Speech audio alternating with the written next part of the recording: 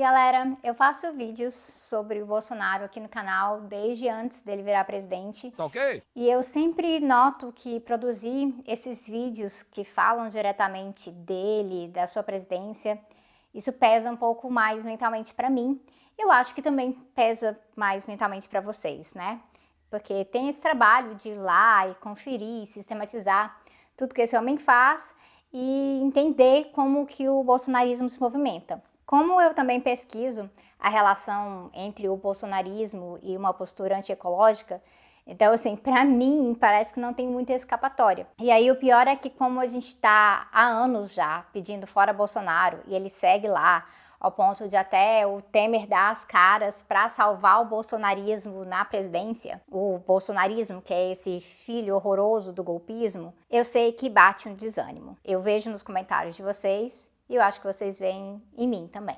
Então, como bons brasileiros que somos, a gente vai lá, a gente às vezes busca refúgio em memes, na coisa de que, olha só, acordei brasileira de novo e ver todo o colapso ao nosso redor. Isso faz a gente realmente pensar que a gente está cansado de Brasil, mas não é de Brasil que a gente está cansado, né? A gente está cansado da destruição do nosso país e do sofrimento geral do nosso povo. Então, em vez de fazer mais um vídeo em que eu relato para vocês todos os horrores do governo, tem uma playlist sobre isso aqui, e já tem Twitter e CPI da pandemia para lembrar a gente disso, eu resolvi, na verdade, fazer um vídeo para pensar com vocês o antes e o depois do Bolsonaro. Então, bora lá.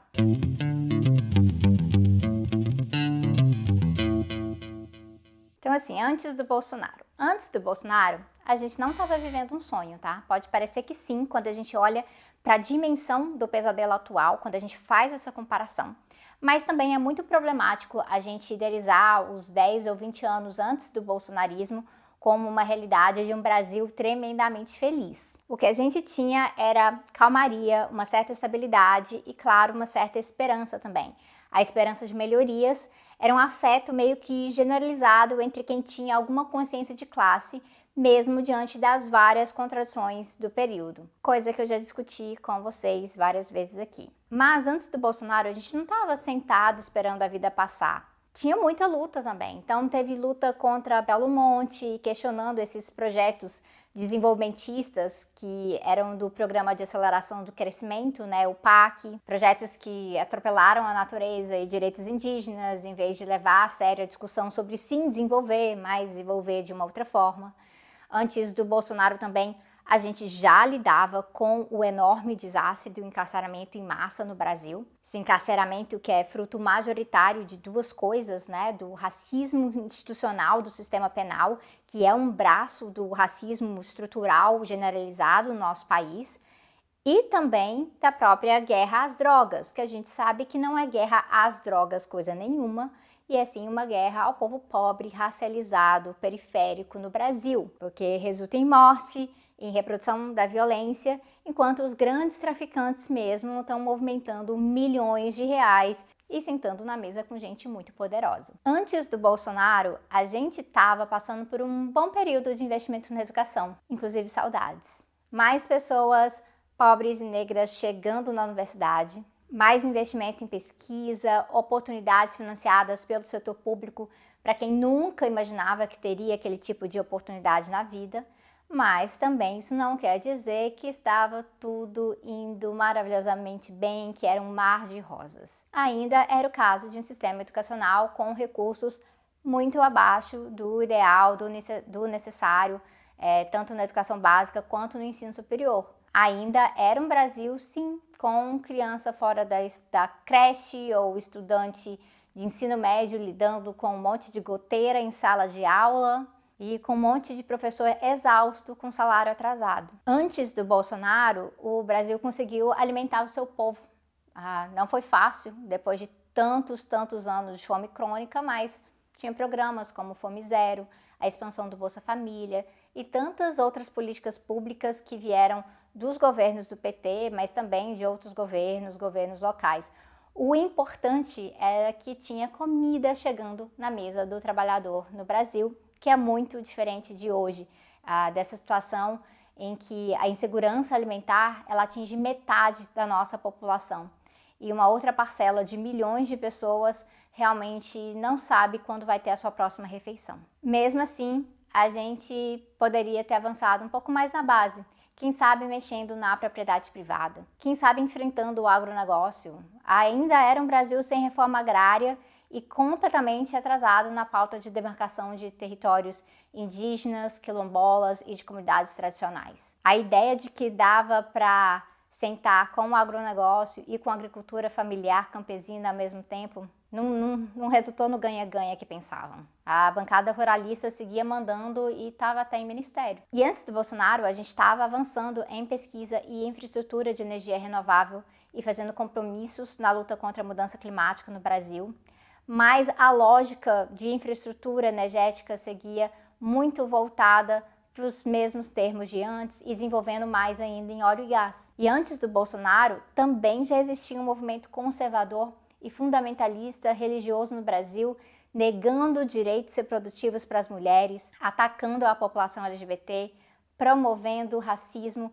contra religiões de matriz africana. Esses mesmos grupos eles estão mais fortes hoje, porque eles estão praticamente governando com o presidente em vários sentidos. Mas eles não surgiram do nada. Eles não passaram a existir simplesmente no momento que Bolsonaro decidiu se tornar candidato à presidência da República. E a razão de eu estar relatando isso para vocês é para a gente lembrar de que para construir o depois de Bolsonaro, que é praticamente reconstruir muita coisa, a gente também vai precisar pensar o que a gente quer construir de novo. E para isso a gente precisa entender bem o antes de Bolsonaro. É bem evidente que a maioria de nós daria tudo para voltar para um Brasil de 2010, imagina, né? Parece um luxo comparado com o que a gente vive hoje. Quando tinha mais gente alimentada, a Amazônia estava um pouco maior, tinha mais emprego para quem queria trabalhar. Tudo isso era muito importante e eu não quero diminuir nada disso. Mas a gente não pode deixar nunca de falar das contradições daquela época que nos deixaram mais vulneráveis para esse momento que a gente vive hoje. Ainda existe por aí uma ideia de que quando a esquerda exige demais, aí a gente vai lá e a gente toma golpe. Mas a realidade é que nós acabamos exigindo pouco. O básico, que para muita gente até que era muito, mas sistematicamente era apenas o básico. E a gente tomou golpe mesmo assim. O que leva a crer que, e se a gente tivesse apostado um pouco mais na organização coletiva, no poder de movimentos sociais? Na mobilização constante para poder garantir pautas como a própria reforma agrária e no fortalecimento de vozes que realmente ajudassem a combater esse pânico e essa despolitização que estão relacionados com o anti-esquerdismo, com o antipetismo e que ganhou muita força na imprensa, mas não somente. Será que Bolsonaro teria sido tão forte assim? Será que não teria sido mais fácil para a gente disputar junho de 2013 para um rumo progressista se antes do Bolsonaro a gente tivesse optado por permitir real liberdade religiosa em vez de ceder às vontades dos pastores milionários do Brasil? Será que esse conservadorismo fundamentalista estaria tão forte como está hoje? Será que ele teria se tornado a marca central da expressão cristã no Brasil de hoje? São vários serás e pode ser que sim. Pode ser que as nossas ações mesmo assim não fossem suficientes.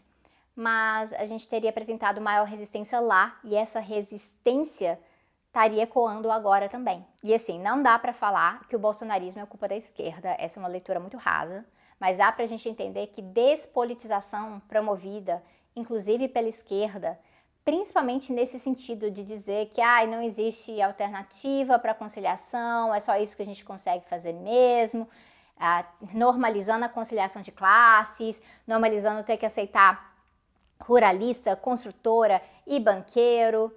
Tudo isso aí, a gente sabe que essa despolitização, ela cumpriu um papel, ela tornou o caminho mais fácil para a direita, para o bolsonarismo se erguer aí sim com seus próprios esforços, seus próprios métodos. E essa discussão ela é fundamental para a gente pensar a oposição ao Bolsonaro hoje, mas sem abrir mão de forma alguma de pautar o que a gente quer no lugar. Isso é muito importante porque parte dos poderosos, da burguesia, dos opressores, uma parte já se sente muito desgastada com o Bolsonaro e para eles pode até ser interessante se livrar do Bolsonaro. Assim que sentirem que não conseguem controlar o Bolsonaro, talvez se livram dele. Mas desde que eles possam manter o bolsonarismo vivo para acionar as forças reacionárias sempre que necessárias para tirar direitos, para tomar território, para privatizar patrimônio. O ponto nisso aqui é que derrotar o Bolsonaro não é suficiente. Nós temos que derrotar também o bolsonarismo. O bolsonarismo que, como um movimento com, claro, características próprias dessa conjuntura brasileira, tem uma raiz em uma série de concessões que nós fizemos com o tempo e que nós não podemos fazer mais. Isso implica, sim, na gente ser crítico quando movimentos como o MBL aparecem aí, se dizem contra o Bolsonaro hoje, mas a gente está falando aqui de um movimento que formou um dos grandes pilares do bolsonarismo e fortaleceu um ideário fascista no Brasil. O projeto que essa galera tem é de tentar se apresentar como a alternativa ao Bolsonaro e todo esse desgaste que ele tem trazido, mas sem mexer na política econômica e mantendo, sim, muito do ódio, do preconceito, da violência que faz parte desse momento. Então, claro, tirar o Bolsonaro abala, sim, o bolsonarismo, mas deixar que essa galera tome a dianteira é permitir que o bolsonarismo se renove. E aí pode ser que a gente simplesmente acabe trocando 6 por meia dúzia. Por isso que a nossa tarefa de discutir projeto de Brasil, ela é fundamental. O que a gente quer? Ainda é permitido sonhar? Ou nós vamos ficar o resto do tempo ouvindo que as nossas propostas são impossíveis? E acreditando nisso? Nessas horas eu fico pensando, cadê o discurso de coach para dizer que só é impossível se você nunca tentar, né? A derrota do bolsonarismo não vai se dar simplesmente nas urnas ou porque a elite se cansou desse cara. Quando a gente fala o Bolsonaro vai cair, alguém tem que empurrar. E precisa ser a gente. O que está aí, esse liberal conservadorismo, quando ele não é diretamente o fascismo que o Bolsonaro representa, segue sendo uma força enorme no país. Então, isso exige da gente trabalho de base, solidariedade, construção contínua e até uma certa dose de paciência histórica para a gente desenvolver mesmo. Antes do Bolsonaro, o bolsonarismo ele conseguiu se consolidar. E aí, depois do Bolsonaro, a gente vai conseguir enterrar esse movimento de vez? A gente vai defender a sociedade em que a gente quer viver realmente ou a gente vai seguir recuando por medo? Os bolsonaristas, eles têm ousadia de sobra. E aí a gente vai ficar abrindo mão dos nossos planos enquanto isso? A gente tem que seguir combatendo a despolitização.